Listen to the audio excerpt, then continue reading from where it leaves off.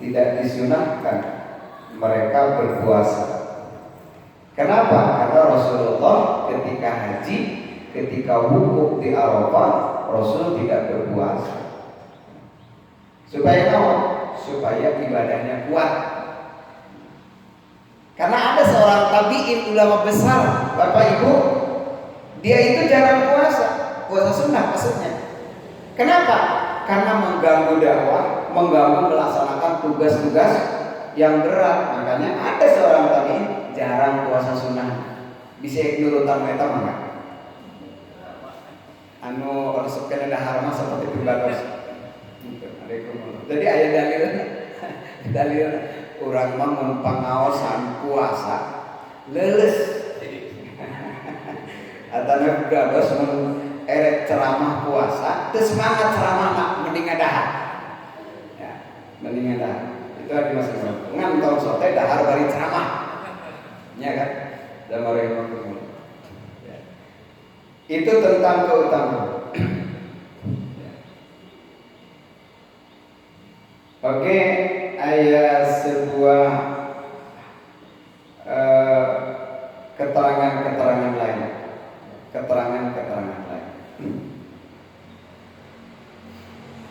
Itu tentang Yaum Arafah sahur. Berarti termasuk aktivitas tanggal 9 Dzulhijjah itu salah satunya sahur. Yang kedua, aktivitas tanggal 9 itu adalah takbir.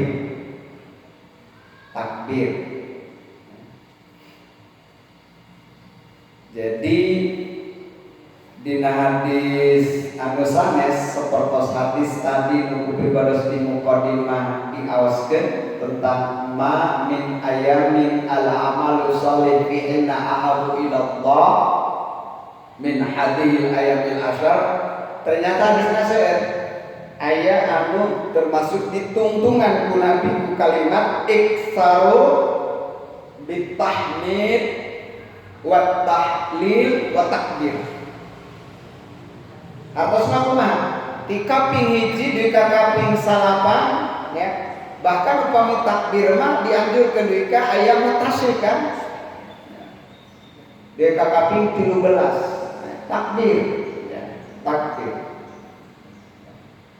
Upami takbir muqayyad itu dikawitan ti kawit pajar kaping salapan.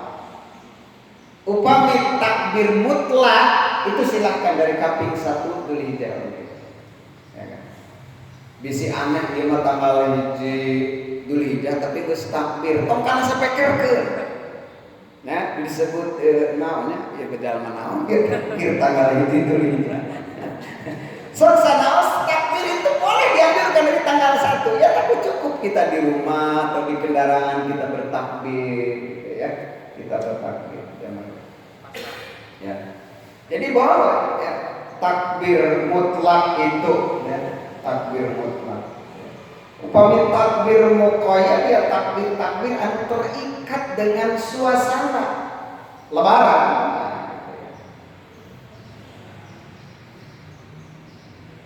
Upami mutlak mah kan biasa di mana. Jadi takbir mutlak biasa di aos dikawit kaping 1 Dzulhijjah. Upami takbir muqayyad dikawitan di pajar hari Arafah. Ya, pajar hari Arafah. Ketika seorang hamba berkeyakinan bahwa Arafah itu hari ini, misalnya berarti dia takbir dari tadi subuh. Ya, dari tadi subuh. Jika seorang hamba berkeyakinan bahwa Arafah itu besok hari Ahad, maka di pajar hari Ahad dia takbir. Sampai mana? Sampai asar hari asyrik. Kaping 13. Ya, kaping 13.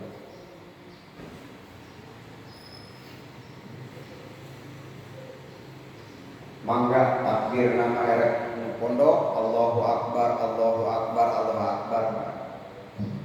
Takbir umum Allahu Akbar la ilaha illallah wallahu akbar walillahil hamd. So anu tilu Allahu Akbar, Allahu Akbar, Allahu Akbar, la ilaha illallah. Ayat kedua Allahu Akbar, Allahu Akbar, la ilaha illallah, Allahu Akbar. Sadayana upami anu dua di Ibnu Mas'ud Allahu Akbar, Allahu Akbar, la ilaha illallah, Allahu Akbar, Allahu Akbar, walillahil hamd. Upami nu tilu di Ibnu Abbas Allahu Akbar, Allahu Akbar, Allahu Akbar, la ilaha illallah, Allahu Akbar.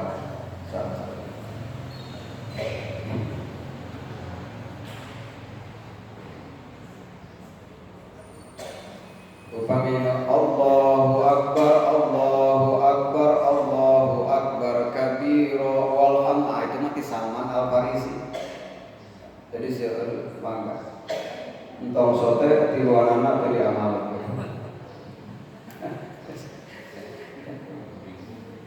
Anu salajenna keutamian yaum Arafah disebutkeun sabab Arafah itu inti haji. Kenapa Arafah itu mulia? Karena Arafah itu adalah inti haji, al-hajju Arafah. Jadi bagi jamaah haji wukuf di Arafah itu rukun, maka tidak sah hajinya ketika orang tidak wukuf di Arafah. Gitu. Waktu wukuf aman bisa.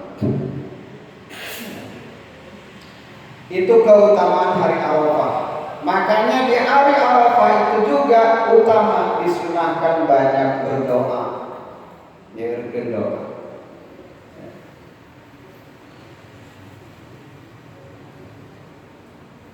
Rasulullah SAW bersabda, hadis riwayat dari Abdullah bin Amr bin As-Rasul, khairul doa doa yaumi Arafah. Wa khairu ma qultu ana wa nabiyyuna min qabli la ilaha illallah wahdahu la syarikalah lahul mulku wa lahul hamdu wa huwa ala kulli syai'in qadir. Kata Nabi, sebaik-baik doa adalah doa di hari Arafah. Sebaik-baik apa yang aku ucapkan dan para nabi sebelumku, la ilaha illallah wahdahu la syarikalah lahul mulku wa lahul hamdu wa huwa ala kulli syai'in qadir. Ini doa yang luar biasa. Nabi-nabi sebelum Rasulullah dia sangat suka dengan doa-doa ini. Jadi doa itu doa semua tauhid pujian, tauhid pujian. Uramakan doa kadang-kadang spesifik, nyuhunkeun sehat, nyuhunkeun duit, naik karir. Para nabi mah teu nyuhunkeun kitu. Isi doanya nabi semua tauhid, menyanjung Allah, tauhid menyanjung Allah. Coba ibu sepuh sadayana ketika Nabi Yunus ditelan ikan, Nabi Yunus tidak ada permohonannya hayang keluar tina beuteung laut. Tidak. Coba doanya cuma apa? La ilaha illa anta subhanaka inni kuntu minadz-dzalimin. Tidak ada satu kalimat pun ya Allah hayang dikeluarkeun tina beuteung laut geuning poek gitu. Henteu. Tapi la ilaha illa anta, tidak ada ilah kecuali Engkau ya Allah.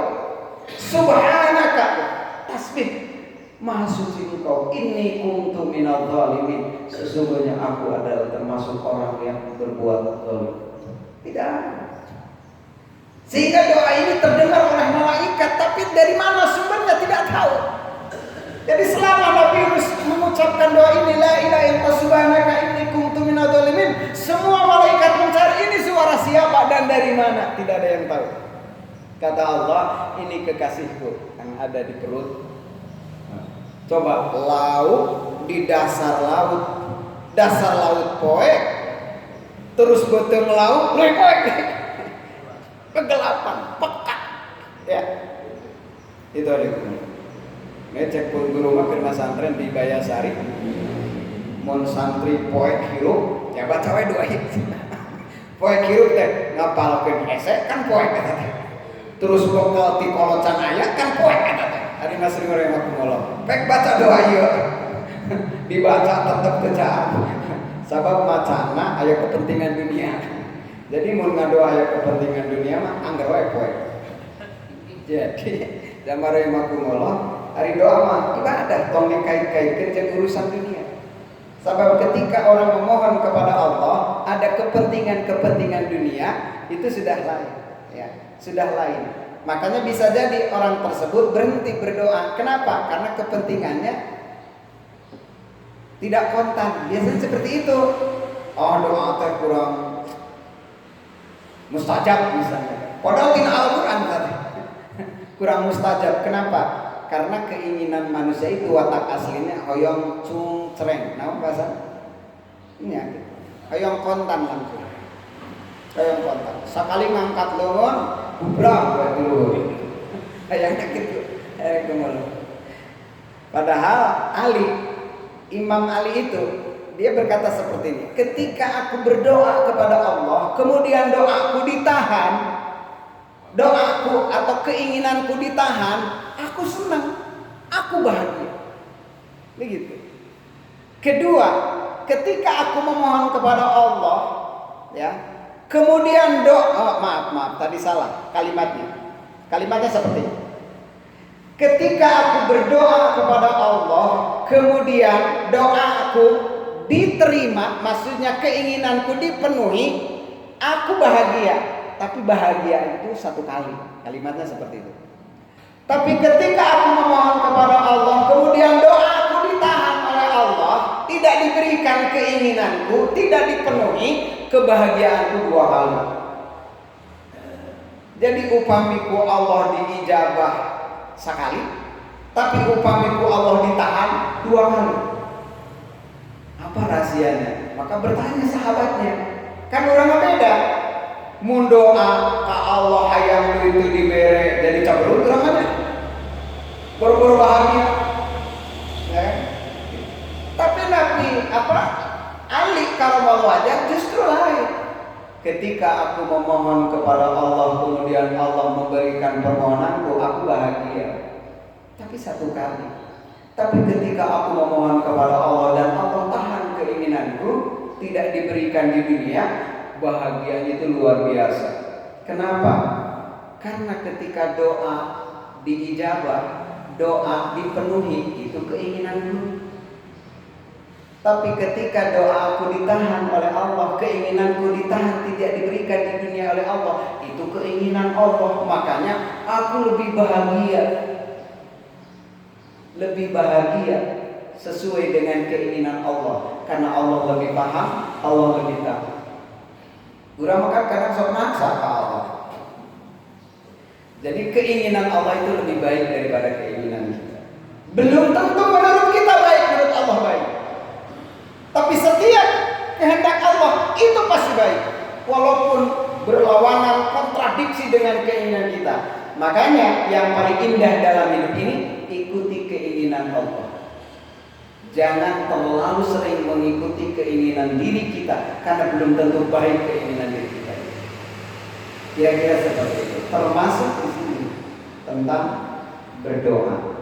Banyaklah berdoa. Dan doa Rasulullah di Yaumul Arafah itu memperbanyak kalimat ini. La ilaha illallah wahdahu la syarikalah lahul mulku wa lahul hamdu wa huwa ala kulli syai'in qadir. Juga ada hadis dari Tolha, tapi mursal hadisnya afdhalul du'a yaumul Arafah. Seutama-utama doa adalah doa pada hari Arafah. Hari Arafah. Hadirin jamaah rahimakumullah, ini tentang aktivitas yang harus kita lakukan di hari Arafah itu.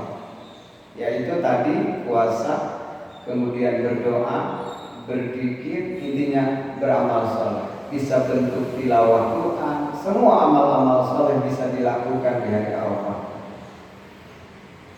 Intinya tadi cara melaksanakannya sesuai dengan aturan perintah. Walaupun hari Arafah mulia, tapi kita melakukan ritual yang tidak diperintah oleh Rasul, tidak akan mendapatkan kemuliaan.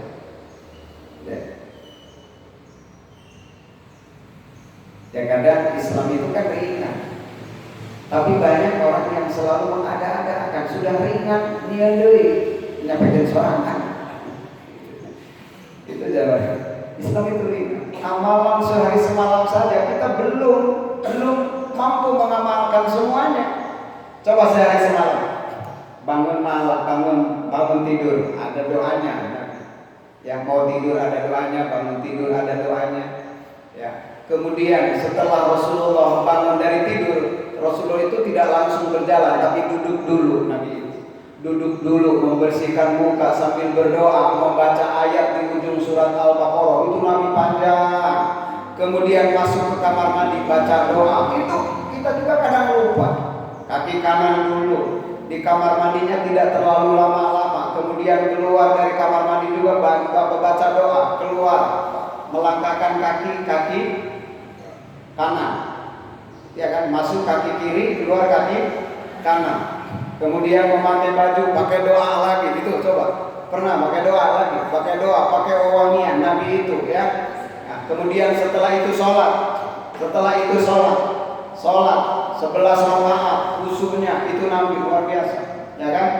Bahkan berdiri, rukunya sama dengan berdiri, sujudnya sama dengan berdiri. Sama tidak kita dengan sholat sunnah Nabi? Gitu kan? Kecuali sujudnya sama dengan berdiri, sama sare. Itu jamaah. Seperti itu. Sampai mana? Sampai syuruk. Syuruk itu adalah duha pertama. Itu Nabi. Itu Nabi seperti itu. Kemudian mendengar bersin, baca doa juga. Mau makan baca doa, selesai makan baca doa. Turun hujan juga baca doa, ya. Kemudian ada angin besar baca doa. Itu keseharian kita banyak amal-amal yang belum dilaksanakan. Naik kendaraan baca doa, turun dari kendaraan baca doa, semua ada doanya. Itu aktivitas Nabi yang lain-lain. Ini ada orang sempat-sempatnya nyieun sholat anu ku Rasulullah kita diparentah. Padahal masih banyak amalan-amalan yang belum kita kerjakan, termasuk di Yaumul Arafah. Bapak Ibu sekalian, semoga Allah SWT memberikan kekuatan, kemampuan kepada kita untuk terus kita melakukan amaliyah yang dianjurkan oleh Rasulullah SAW, termasuk amaliyah di hari Arafah. Dan kita yakini bahwa apa yang kita lakukan itu benar-benar berdasarkan sebuah keterangan, dan selanjutnya kita menyerahkan kepada Allah Subhanahu wa Ta'ala. Bapak Ibu sekalian, itu saja yang bisa saya sampaikan. Semoga ada faedah, ada manfaatnya, khusus untuk diri saya sendiri juga ada spirit untuk terus senantiasa memperbaiki diri agar kita benar-benar menjadi seorang hamba yang senantiasa memantaskan diri dalam beragama sesuai ittiba terhadap Rasulullah SAW. Hadirin jamaah rahimakumullah, kita akhiri saja kajian kita pada Sabtu pagi ini dengan bersama-sama membaca doa kifaratul majlis. Subhanakallahumma wa bihamdika asyhadu an la ilaha illa anta astaghfiruka wa atubu ilaik. Rabbana atina fid dunya hasanah wa fil akhirati hasanah wa qina adzabannar. Birahmatika ya arhamar rahimin, walhamdulillahi rabbil alamin. Assalamualaikum warahmatullahi wabarakatuh.